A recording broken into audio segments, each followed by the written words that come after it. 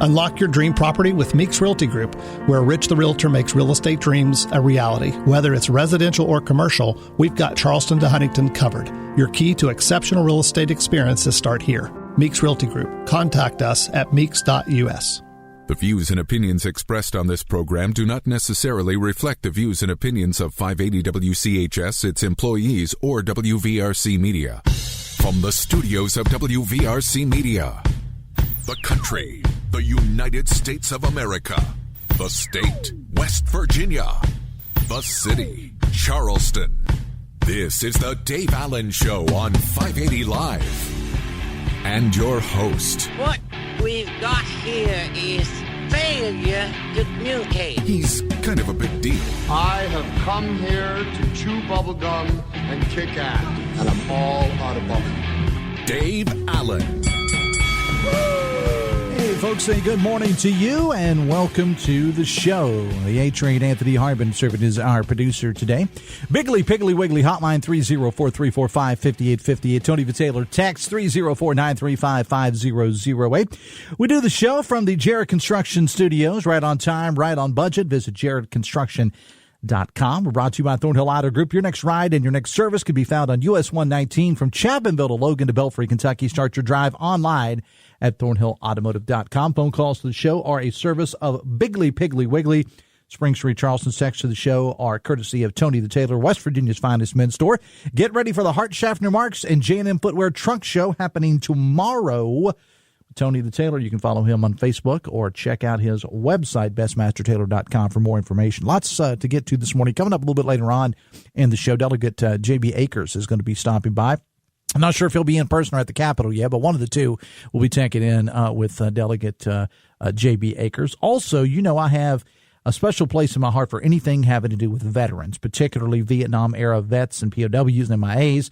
Going to spend some time this morning talking with a gentleman by the name of Calvin Grimm, who is working on a project about that very thing.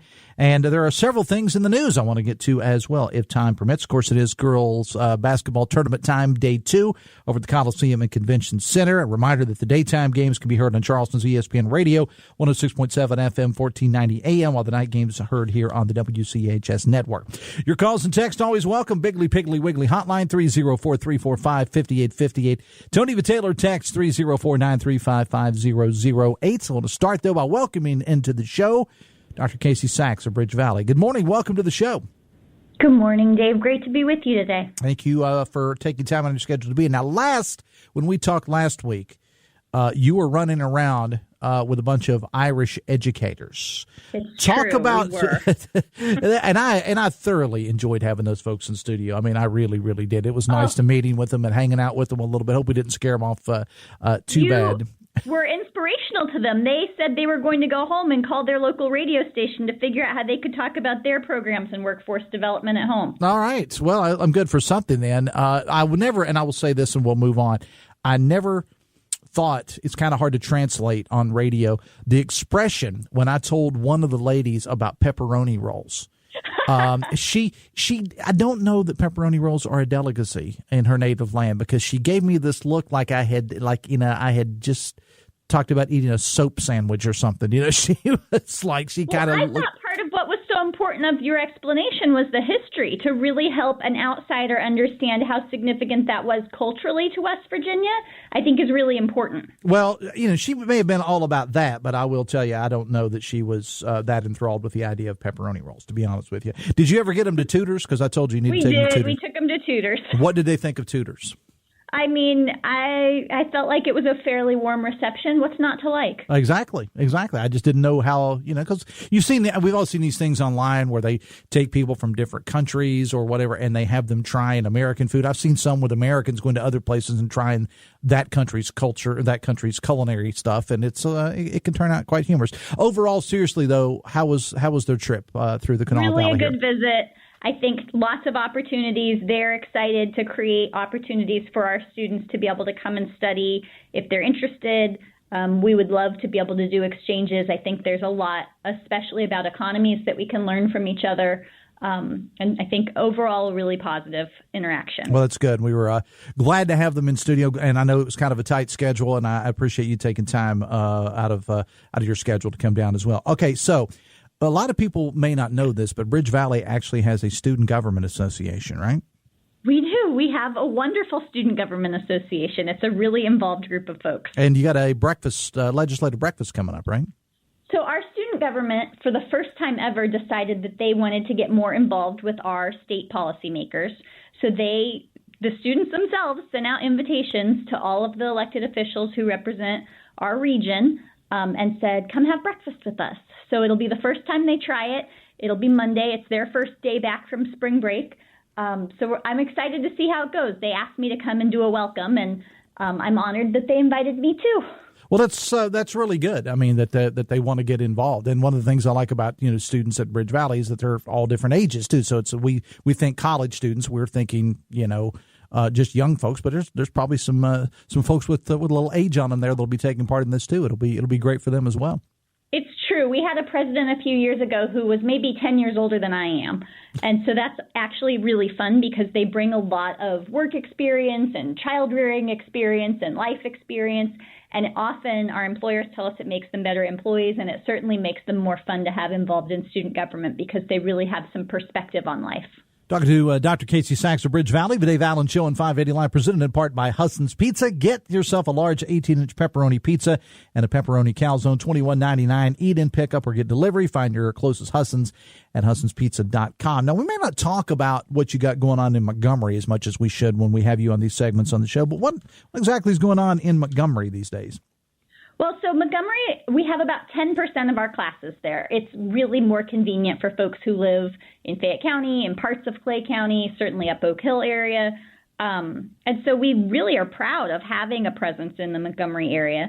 And so one of the things we try and do is involve the town as much as possible in things.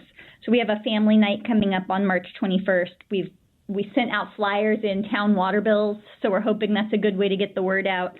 And really it's, we have a fantastic theater there, so we're going to play a movie for kids. It's a very family-friendly activity, and we're hoping that the town comes out just to enjoy a nice Friday night in Montgomery. There's a lot of great things going on in Montgomery, and again, sometimes I think that part of the area unfortunately does get forgotten about from time to time, but certainly got a lot of great folks in government up there and also some great folks in the community, and you guys have been a big part of that community in Montgomery.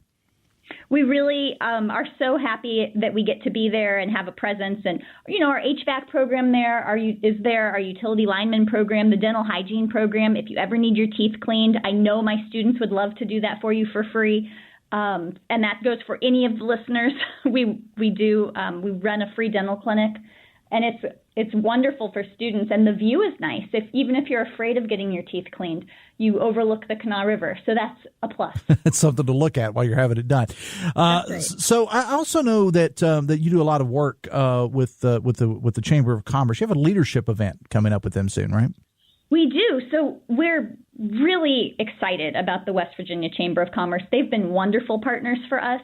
They, as you know, represent so many businesses in the area, and they've been really committed to helping connect our students to employers. That's, as so many of you have heard me talk about many times, a very important part of the community to BridgeValley is connecting our students with employment in the area, and the Chamber's been a big part of this. So they actually have a women's leadership event later this month, and for the last several years, they've given scholarships to some of our students so that they're able to attend. Student government pays the housing if the students need to spend the night in a hotel to be able to go to the leadership event. And so it really has been an opportunity for students who never would have interacted or networked with that particular group of folks to really go down and get some great leadership skills and figure out more about how to connect with our local chamber.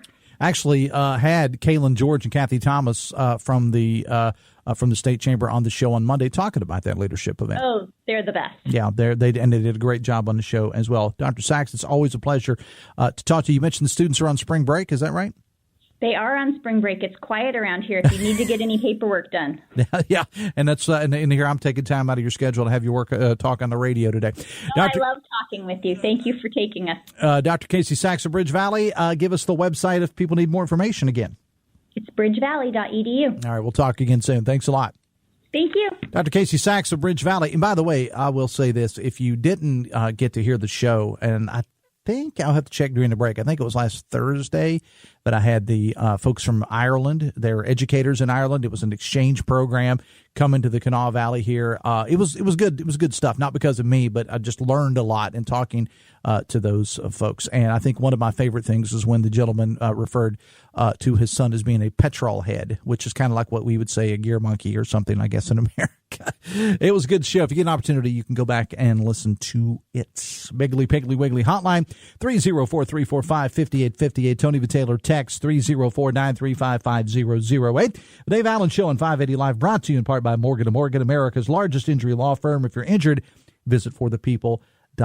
Coming up a little bit later on, we'll have Delegate J.B. Akers, either here or at the Capitol, not sure which. Speaking of the Capitol, talk line with Wilson and Meadows live from the Capitol today. And as we close the show, we'll get them on the access unit, and we'll see what's going on at the Capitol today with Wilson and Meadows, if they have time to do that, coming up at the close of the show. When we come back, we're going to talk about a film project that is going to film a book project having to do with West Virginians that were prisoners of war and those MIA. Back after this on the Voice of Charleston, WCHS.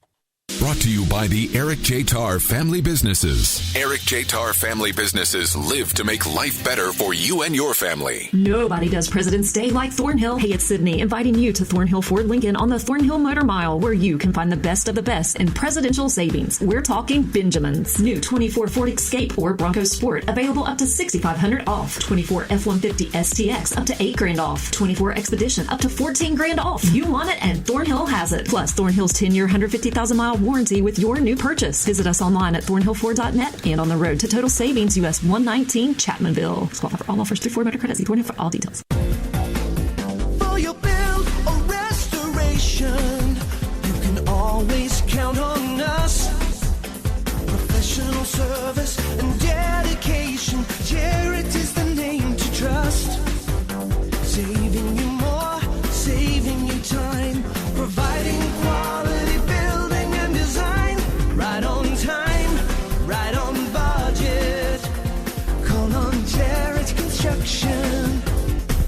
Starting March 24th, Metro News Midday with 13 News and Tonight Live anchor Amanda Barron and Metro News' Dave Allen. I'll deliver live, up-to-the-minute news, spotlighting people and communities and covering breaking news stories as they happen. Join us as we interview newsmakers from around the state and world and provide a platform for your voice to be heard statewide.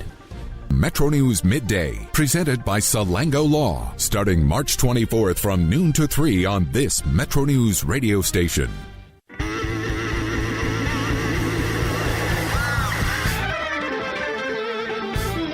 It is 9:20.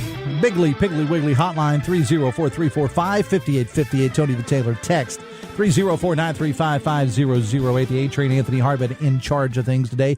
Delegate J.B. Akers coming up on the show a little bit later on. The Dave Allen Show on 580 Live is brought to you in part by Snap Fitness. Snap offers a wide array of professional wellness services, including customized personal training, licensed recovery experts, and a staff of dietitians. They have 5 convenient locations too: Charleston, Hurricane, Winfield, Barbersville, and Milton. For more, visit snapfitness.com for details. Many of you know I have a special place in my heart for anything having to do with veterans, particularly those having served in Vietnam. I've told you the story before, my late father being one of those. He thankfully survived, but ultimately died from complications from that war, from Agent Orange. So if there's ever anything that I can do, or the station can do, any of us here can do, to help out with anything with our veterans, particularly for me, it's personal with Vietnam or that those that served during that time frame. I'm always eager to do so. I want to welcome Calvin Grimm into the show. Calvin, good morning. Welcome to the show. Thank you for having me, Dave. Thank you for being here. And you even brought props. We're not on television yet, but it's okay because we have pictures that will be posted on the Facebook page of some things you brought in. Talk about this project that you've done, Bring Them Home. Well, we kicked the project off just over a year ago. It was sort of inspired by some of my own personal experiences in the military. My first work on missing in action issues was during my military service in Iraq. Thank you for your service, by the way. Thank you very much. It was an honor to do it. Mm-hmm. I served 8 months in Iraq from 06 to 07 as an intelligence analyst, and we were supporting Special Forces and Navy SEAL operations. But our top intelligence priority at all times is at that time there were 2 American soldiers, well, 1 airman, 1 soldier that were missing in action at the time. Sergeant Ahmed Altai and Major Troy Gilbert were both missing. And no matter what we had on our plate, finding our guys was our top priority. So that was my first time really kind of experiencing the missing in action issue as a whole. This bubbled to the surface. Next month will be the 50th anniversary of the fall of Saigon, the kind of historic official end of the Vietnam War. And when the Vietnam War ended in 1975, there were 27 West Virginians still missing in action that didn't get to come home in the Operation Homecoming in 73 when a lot of POWs came back to the U.S. The good news is since 1975, 10 of them have been recovered. The remains have. Mm-hmm. Most, all, if not all, of there's over 1,300 missing in action Vietnam War vets still unaccounted for. 17 are from here in West Virginia. Some are local guys that came right from the Canal Valley. The goal, and it's almost more terrifying as a veteran to think of being captured or missing than having to be killed in action or something. Right. And I read a lot of books. Surprisingly, a lot of the POWs from the Vietnam War wrote autobiographies. I've read about 8 of them and used that as a lot of it's a big part of my research for this project, which has led me all the way to the National Archives in D.C., our local archives here at the Culture Center, the Library of Congress, trying to find any and all records of what happened to these 17 West Virginians. And that's what this documentary series is going to tell. Is we're going to try to tell their story as completely as possible because they weren't able to come home and tell it themselves. And that was sort of the difference. I was originally going to work on a project about POWs who came home, and I started reading their autobiographies. I was like, well, but they at least got to come home and tell their story. Right. These guys haven't. And that's it. I've focused a lot of my filmmaking career on military issues. I've done some other things. I've done commercials. I've done movies. The biggest thing that motivates me is telling important stories, and for me, these veteran stories are important, and they haven't really been shared before. Talking again with Calvin Grimm, and you said something there, Calvin, that kind of struck a nerve with me about the finality of, and I've never been, as I said, my father was not captured. He came home and lived a pretty good life until he passed away, actually 11 years ago. His service is appreciated. And he didn't really talk about it a whole lot. He said, yeah, basically he was a guy, yeah, I went. And that's pretty much it.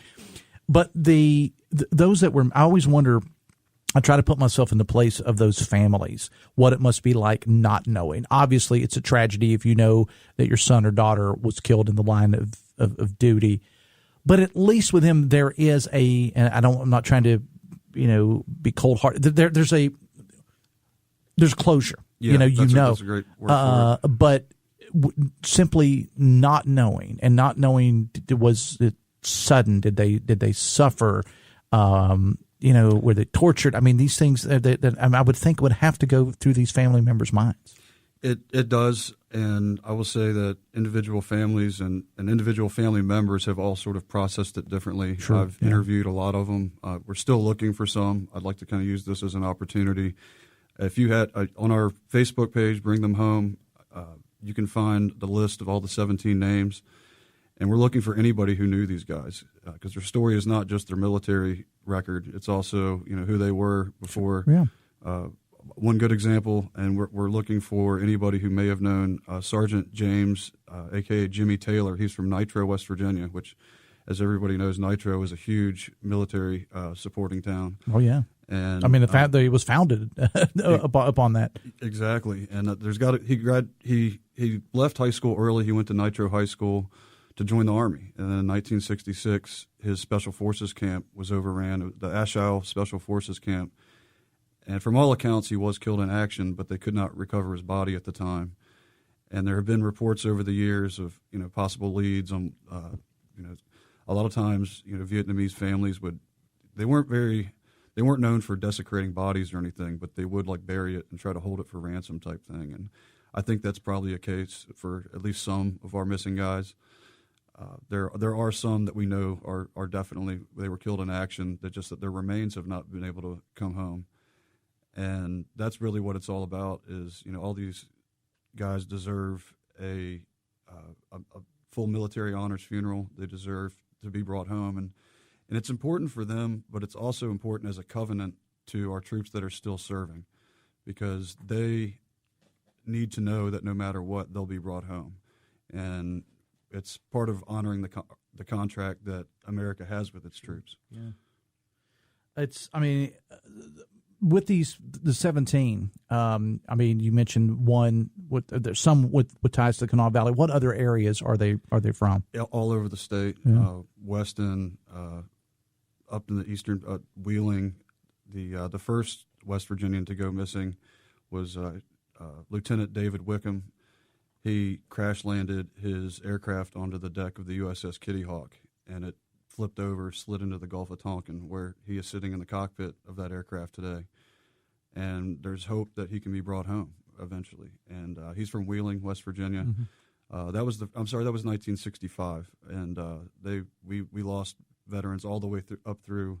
I think the last MIA was 72, maybe 73, and they're the one common thread with their stories is that they're missing and they haven't been able to come home, but they all have very unique stories as well. And so one thing we are very excited to do, and it kind of leads into the show and tell item I brought here, is we're doing some reenactments of what we do know happened. We're not going to get into any speculation of, worst case scenarios or anything like that, because next thing you know, we're making a Rambo 2 type situation, which is unfortunately a movie that a lot of people have seen. That it's a great movie, but it's not very accurate as far as the real situation with our missing in action veterans. But all of the costumes we're using for the reenactments are all reproduction, Vietnam era M16s, jungle fatigues, jungle boots. But the one item that they do not make a replica of is several of our guys went missing in Huey helicopter incidents. So I brought with me it's an authentic Vietnam War era Huey helicopter pilot's helmet, which will be used in at least a few of our episodes, including our first one, which will be about Sergeant Major Joe Pringle. He went down on a Huey just north of Da Nang in '68. They found the helicopter wreckage, but not the crew. I've been working with his son, Fred, he's actually my lead consultant on the project because he's been dealing with this situation since he was a kid. Sure, yeah. His dad went missing when he was like 5 years old, and so when I contacted him, he was jumping for joy saying like, oh my gosh, someone actually cares about this issue enough to...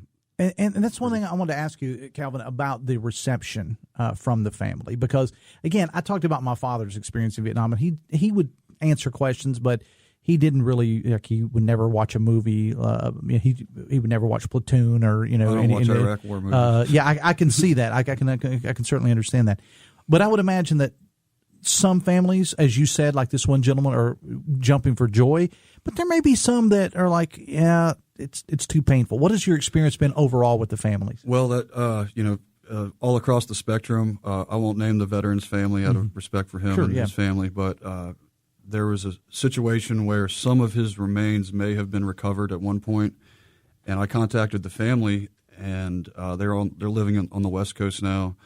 He had two daughters who are still alive, and they were when their dad went missing. They were basically told, he's dead. Mom remarried to a very anti-war guy, and they just didn't talk about their dad anymore. And then here I come 50 years later saying, hey, we've got some news possibly about your father's remains, and they simply didn't care. They said, we tell us he's been dead since the 60s. Everybody processes things differently, Calvin. You know that. Yeah, and so it's, and everywhere there in between, some people are like, well, we appreciate it, but, what is this going to do? But again, I go back to, there was 27 missing West Virginians at the end of the war, and we're recovering one about every 5 years on average. So, and we're due. The last one that was recovered was in like 2004.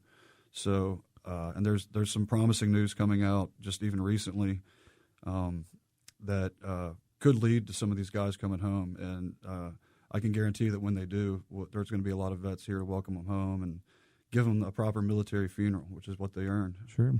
The Dave Allen Show on 580 Live brought to you in part by Pinnacle Consultants. Their services involve developing comprehensive management plans to outline strategies for controlling and minimizing asbestos exposure. Perfect for commercial property owners and managers. Visit pinnaclecorp.net because what you don't know can't hurt you. Talk about the process of dealing with these. I mean, when you're trying to get the remains or trying to get answers, I mean, you're dealing with governmental agencies here and there, I would imagine. I mean, talk about that. There's, on the official level, the Defense POW MIA Accounting Agency, it's an agency within the Department of Defense. They've had their name changed due to congressional what-have-yous over the years, but they've existed since the Vietnam War ended in one shape or another. They send teams about 3 times a year over to Vietnam to do, looks like an archaeological dig up with a, gridded format, testimonies from our veterans, Vietnamese veterans, both that fought for the North and the South. There's now a renewed, a brand new partnership that never existed between us and Vietnam, because we're actually helping them recover some of their veterans as well that were lost. And yeah, I mean, I would think we focus, being Americans, obviously that's what you would expect, but you forget that when you talk about POW MIAs of any conflict, that there's going to be some on the other side as well. Definitely. And there's also Vietnamese equivalents of what we would call like the VFW or some of our veteran organizations. And there have been non-governmental talks between our veteran groups in the U.S. and their veteran groups that are saying, okay, let's get big government out of here and let's just sit down and have some conversations. And one thing that really shocked me and almost brought me to tears, and it still does thinking about it, is in at least 3 of the cases of the 17 veterans who served with them have gone back on their own to look for them. Some went with the government as part of the defense agency I just mentioned. Some have just gone on their own dime and gone out in the bush looking to say, I know the guy was here, what could have happened? And that's got to take a special kind of person to be able to do that. I mean, yeah, it really does. I was just, when I found one case, then now it's up to 3, and I was like, oh my gosh, and they live with this every day. I've interviewed veterans that served with our MIAs, and it troubles them every day. It's something they think about, or they think maybe, from a psychological standpoint, what that should have been me, or maybe I could have done more. I was his buddy. I should have had his back. I would think a lot of that goes through their minds too. It definitely does. The survivor's guilt part of it. Yeah. The one thing, and this gets back to asking for the public's help to find family members, is if they do, with all the different types of information they can get, recover some remains, they have to be able to have a DNA sample from a blood relative to compare it against.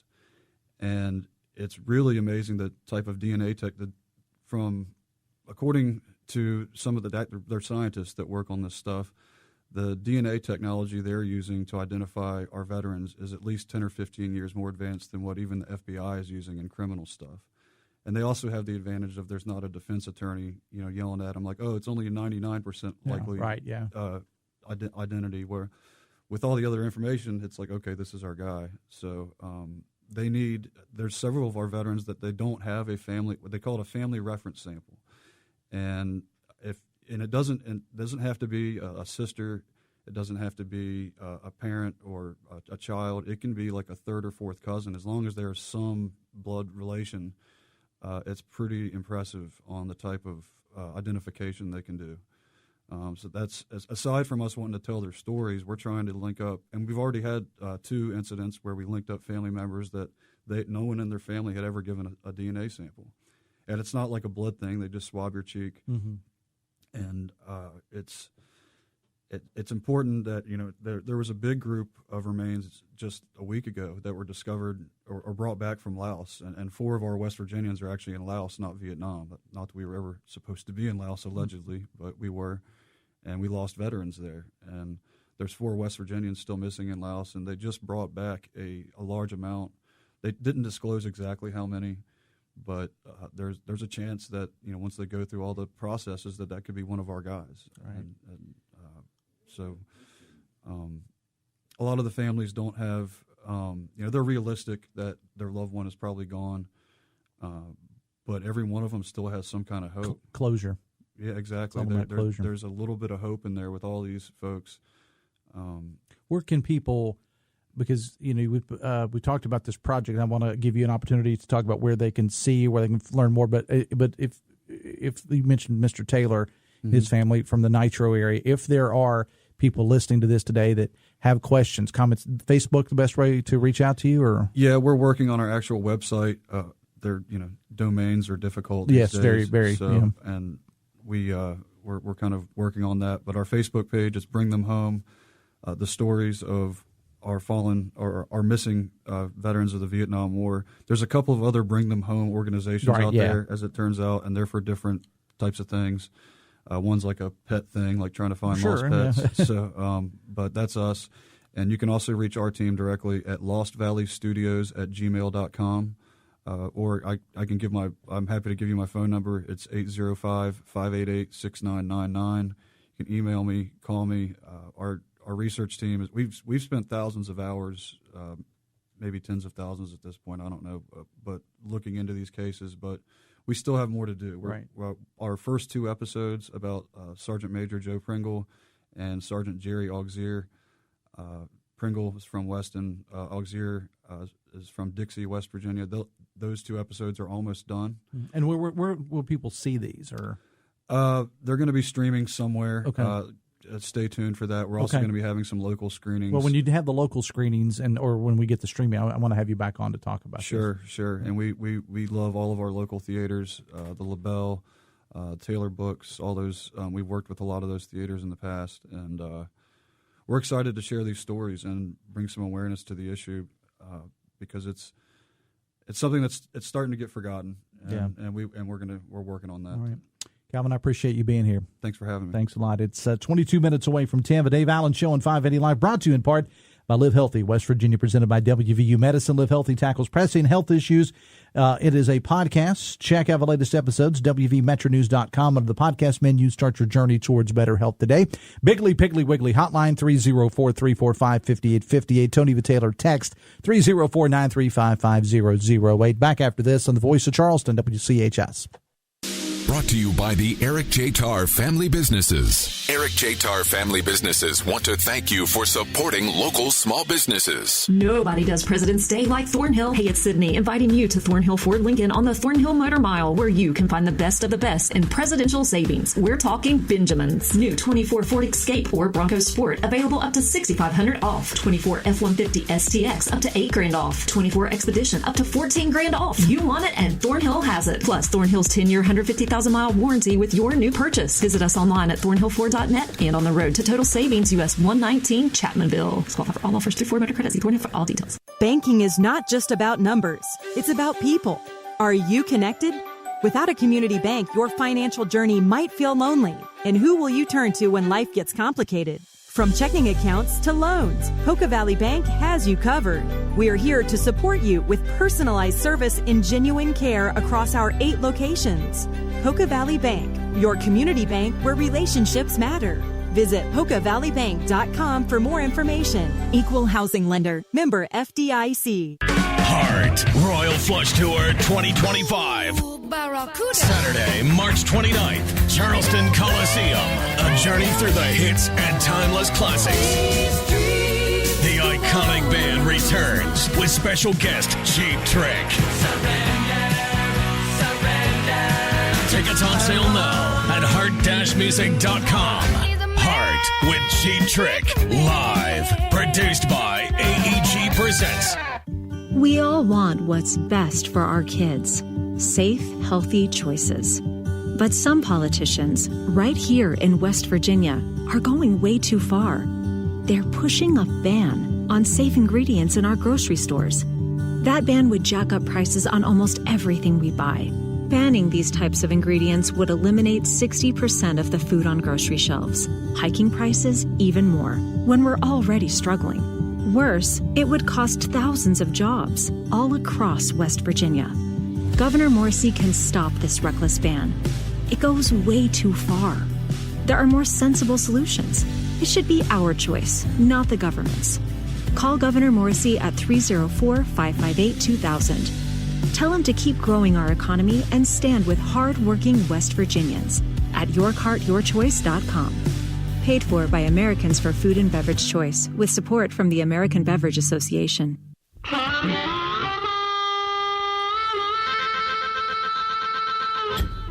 19 minutes away from 10, vaccines are your best protection against severe disease from flu and COVID-19. If you're 65 or older, risk less, do more with the season's vaccines. Get started at vaccines.gov, paid for by the U.S. Department of Health and Human Services. Biggly, Piggly, Wiggly hotline, 304-345-5858. Tony V. Taylor, text 304-935-5008. Welcome into the show. Republican delegate from District 55, Delegate J.B. Akers. Good morning, sir. How are you? Morning, Dave. Appreciate you having me here. Thank you for being here. I want to get right to it. It started, for my knowledge, as somebody who doesn't, I follow what's going on in the legislature, but, I got other stuff to do too. But I saw this release from the state Democratic Party aimed at you, having to do with Senate Bill 456. Mm-hmm. Explain briefly what the bill is. Well, I'll do that. Let me say, first of all, for people who know what has happened here out of the gate, I am completely 100% against kids being, quote unquote, examined in the way that the Democrat press release describes. That's a reason why I even had this amendment, which led to their press release, as I was working to prohibit those types of exams. I don't want that happening. I don't want kids being looked at. And I also want to say quickly, this is also part of a distraction where they argue this is, quote unquote, all that we do up there, or bills like this. And I'm not going to say there's none of this. There is some. We don't spend a whole lot of time on these issues. They do take up most of the media because they obviously get a lot of views and people are interested in these. These are hot button issues. But if you look at our bills passed page, Dave, we'd work on tons of other stuff that's important. The very first bill that passed out of my committee and that passed the legislature this year was a foster care bill expanding services for foster care kids. So I wish that was more the media focus. I understand that doesn't get a ton of clicks when you put that stuff out, but we work on lots of stuff. These are the things that get the most media attention. So let me quickly tell you what the bill is initially, then I'll tell you what my amendment was and then where we've gone from there. So Senate Bill 456 is it's a definitional bill which defines single-sex spaces in 3 limited locations only. It defines single-sex spaces in schools, domestic violence shelters, and prisons. And the reason why, and this was not my bill, let's be clear about that too. This was a governor's bill. It runs through the legislature. When legislation runs, you got to take action on it one way or another. But the bill was brought about by the governor because in some other states where it's common sense, we shouldn't have to do this, I don't think. But if you now don't put in code what the definition of male or female or man and woman is, then in some states, this has happened before you can look at it. There will be, for example, a biological male sex offender who gets sentenced to prison, then self-declares that he is a woman. This has happened in California, New York, New Jersey, Washington State, some other places. In those places, they will house a biological male sex offender in a female prison if he self-identifies, if it's not defined as a single-sex space. I realize that doesn't happen as a norm. I realize that's a small segment of people who do that, but it does happen. There have been multiple states, as an example, where female inmates have alleged, these are public complaints, they're on mainstream news, this is not a conspiracy, have alleged they were sexually assaulted in prison by biological males who have been housed with the female population. So if we don't codify what the definition of male and female is, and eventually at some point there's a potential for a lawsuit to be filed in one of those situations, and a single judge may have to act as a policymaker, which judges don't want to do and aren't supposed to do. Policy is supposed to be the legislature. So that's where this bill comes from, to define 3 limited places where single-sex spaces are. It also, though, allows for gender-neutral accommodation. So if there's a domestic violence shelter, for example, and there's someone who doesn't feel comfortable in a single-sex space, they can be accommodated in a gender-neutral space to try to accommodate that person. So there's also some provisions there to help out those folks. During the debate on that bill, the Democrats proposed an amendment which said that you can't have an exam of a child's genitalia. This was the Democrat amendment, not mine, not the Republicans. Democrats proposed an amendment that said, and nowhere within the bill, let me be clear, nowhere in the bill did it provide for or allow for exams of children. That's nowhere in the bill. It only defines single-sex spaces. That's it. But the Democrats proposed an amendment that said that you cannot examine a child's genitalia or a minor's genitalia without parental consent, which when we saw that amendment, frankly, I was shocked by it because the bill doesn't allow for that. I really don't want to even open that door about talking about examining children because I don't want that to happen anywhere. But when the Democrats proposed that, there was a discussion about, well, do we just try to vote that down? If we do that, does that infer to people that we're actually okay with that idea? So some people in leadership said, well, let's propose our own amendment. And we had to clarify it further because the Democrats, I don't know why, did not include correctional facilities as a place where those exams cannot occur. They only said schools and domestic violence shelters. And to me personally, the correctional facilities for juvenile are the place where they're most vulnerable, right? There's no one else there, not even their parents. So I said, let's make it inclusive to all three environments, schools, shelters, and corrections. And at first, my proposal was, let's just say no exams of children for purposes of determining sex. That's just what I said. Let's just do that because that's what I want. We were going to roll with that. Then somebody said, wait a minute, what if you have a kid in corrections, for example, who needs health care? There's no parent there to consent. It could be some strange situation where a health care provider has to provide health care for some reason, or even just examine a kid verbally. Examine doesn't mean making the kid take their clothes off. An interview could be, quote unquote, an exam. And someone said, well, in a corrections facility, for example, that may prohibit a treating healthcare provider from examining a child under any circumstances. If we write it your way, JB, they said, let's do a small carve out for treating healthcare providers that they can still potentially do treating healthcare without parental consent, but not just for purposes of making sure that what a kid's sex is. It's just under any circumstance we can think of. We thought about putting emergency care in there as a qualifier, and we said we can't think of every possibility where health care may be required. So we'll just say treating health care because a treater has a doctor-patient relationship. That should be a safe barrier. Otherwise, it was a prohibition against examinations because I don't want those at all. So my amendment goes to the floor. I presented this past Thursday, March 6th. This is all archived audio on the House legislative website. You can go to the House website, click on the House tab, menu drops down that says video audio. Click on that. To the right, it says archived audio. Go to March 6th, right around the 1 hour mark. And I sent you this audio. Yeah, you did. So this is only about a 2-minute conversation happening very quickly. My amendment comes up. It's a voice vote, and you can listen to the audio. You can tell the audience if I'm lying or not. The speaker calls for a voice vote on my amendment. There's a bunch of yeses. This isn't a roll call, so it's not on paper, but you can hear this. There's a bunch of yeses. When the speaker calls for the noes, did you hear any noes? Did I hear any? Yes. I did not hear a no. No, 0 noes. Mm-hmm. So we have Democrats in the chamber. None of them said no to my amendment, not one. Now, somebody might get kind of weaselly and say, well, you didn't hear me say yes because it's not a roll call vote. But at the same time, none of them said no. And they say no loudly all the time if they don't like something, even if they think they're going to lose. 0 no votes. Then as soon as the amendment passed with 0 opposition verbally, another delegate, and I don't mention people by name, but now I have to because they called me out in a press release, Delegate Kayla Young here in Kanawha County, who I've always been respectful towards. I've never said a negative thing about her. She stands up on the floor and says, literally, you can tell your audience if this is wrong. She says, I'm excited that amendment passed. Thank you all for getting that across. Mm-hmm. Were those the words she used? Yeah. So as soon as my amendment passed, that's what a Democrat colleague of mine in Kanawha County said was, I'm excited that JB's amendment passed. Thank you all for passing that. And then she offered her own separate amendment, which again to me was incomplete because it didn't provide protections in corrections facilities, and her amendment failed. That was last Thursday. Tuesday, yesterday, the state Democrat Party issued a press release that she signed off on, or she had a statement in it, among others, not just her, other Democrats, where they said that my amendment was outrageous and that I've got the quote here. Can I read the quote for you? I mean, sure. Not the entire thing. It's a long press release. No, just the quote. It said, intrusive. This is their words. Intrusive child genitalia inspection amendment introduced by Delegate Akers from SB 456. Delegate Kayla Young said it's unconscionable that Republicans would support legislation that authorized intrusive visual inspections of minors without parental approval, and that West Virginia should be disgusted by the invasion of privacy. So again, she voted for that amendment, Dave, and she stood up on the House floor, and you heard it in the audio, and anybody else can, where she said she was excited that my amendment passed.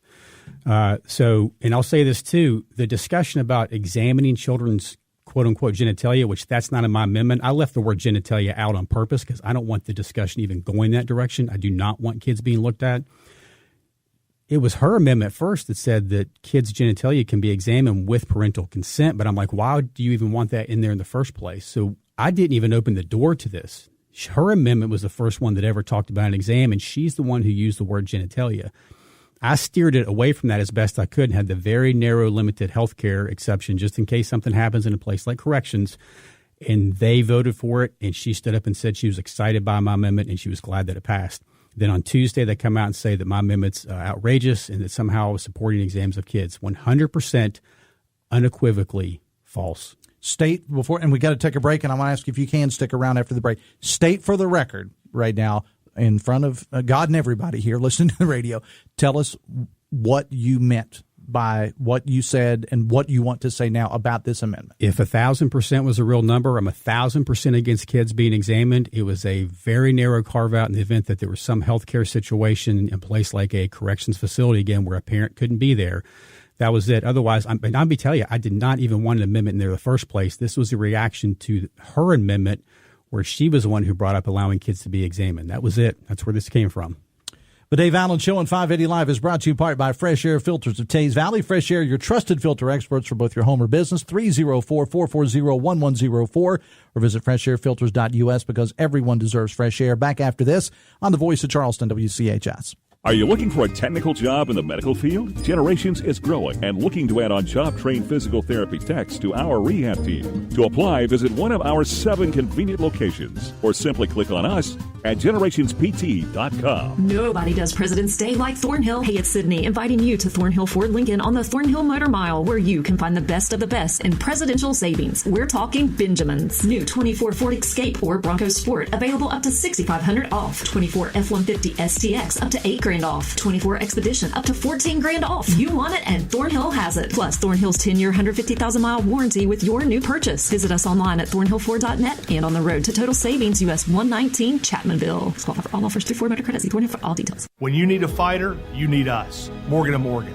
America's largest injury law firm for the people. Office 222 Capitol Street, Charleston. Cases will be handled by West Virginia licensed attorneys. The attorney in this ad is not licensed in West Virginia. ForThePeople.com. At AHN, we see you juggling 100 things at once. That's why we made it easier to book with the doctors you need. With AHN online scheduling, you can book with your primary care provider or get time with a specialist. Visit ahn.org/schedule, answer a couple of simple questions, and search for providers, locations, and times that work best for you. Easy online scheduling.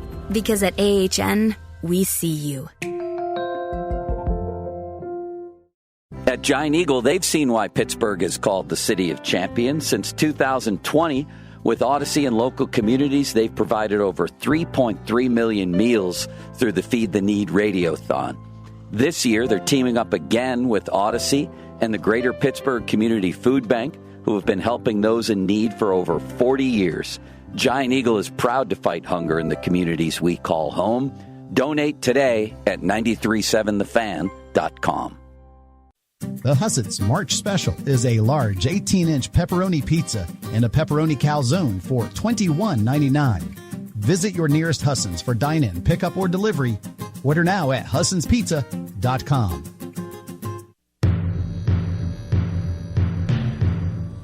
It is 9:55. Piggly Wiggly hotline 304-345-5858. Tony the Taylor text 304-935-5008. Dave Allen Show on 580 Live is brought to you by your hometown baseball team, the Charleston Dirty Birds. Texas sounds like Democrats are trying to get ahead of a problem that doesn't exist yet. Sounds like the Republican playbook. Now, I want to go back to something that you said about how this has gone on in correctional facilities in other states, and that was going to be one of my points is, and you said, it's not happening in West Virginia, but I guess the fear with some of these things is that it could happen here, and that's why we need to, because it does seem to me, like you said, that it seems to me, not to be adversarial, but it seems to me like we focused a lot in the session on things that aren't actually happening here. To that, you would say. I mean, the Democrats also propose legislation sometimes that's supposed to be proactive and solve a problem somewhere else that's not happening here yet. Both sides do that, and there's nothing wrong with that. If you see something wrong somewhere else, you should address it here first before it is a problem. So that's what I would say that. And again, I don't consider this to be the biggest problem in the world. This is not what we should spend most of our time on, but it's not a non-issue when you have this happening in some other places. So it does need to be addressed on some level. And I do believe single-sex spaces are important. And that used to be something that we all agreed on. I mean, that was something that I quoted Ruth Bader Ginsburg on the floor last week and said that she herself said single-sex spaces are a necessity. And I agree with that. But I want to also tell you, Dave, I know that you may have other people want to talk about this who will empty chair me and will listen to my interview and decide on ways to pick it apart. My amendment was eventually. I would welcome having you and Delegate Young or whomever together. I would do it. So, but anyway, right. I'd be happy to do that. Challenge out there, Delegate. I would do it. So, but on another issue, the Senate wound up changing our amendment, and one of the Democrats said on the floor yesterday that they were glad that the Senate amendment was changed ours and that my original amendment was dangerous. Again, I'll tell you who said that. It was Mike Pushkin, who has a strange obsession with me. But Pushkin said on the floor that my original amendment was dangerous, the same amendment he did not verbally vote against last Thursday.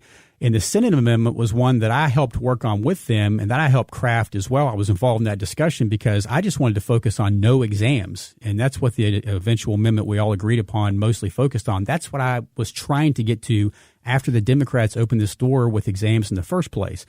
And I'll also tell you, this is extremely troubling to me because I've always been nice to the Democrats, always shake their hands, always ask them how they're doing, whether we agree or not. I try to come up with compromises.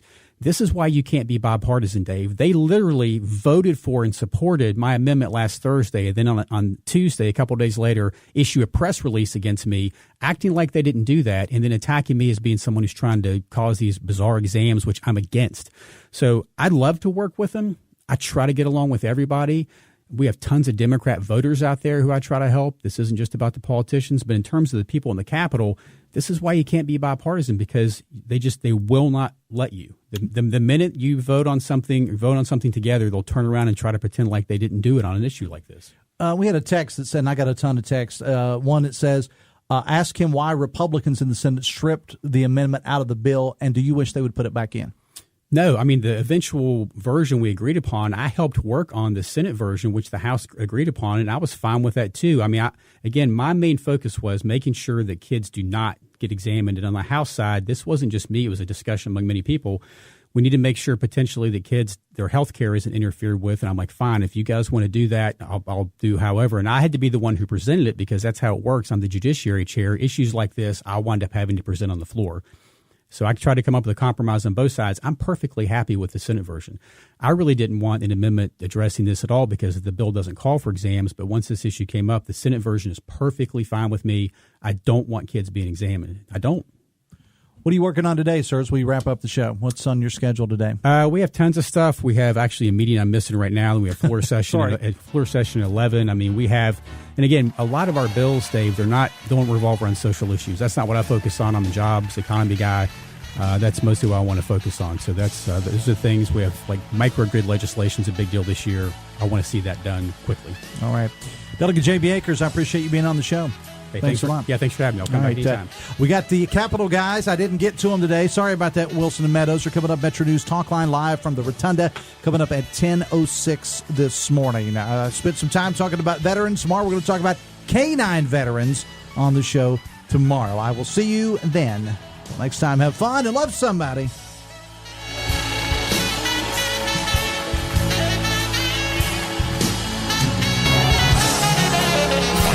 WCHS AM 96.5 FM Charleston, 104.5 Cross Lanes, a WVRC media station.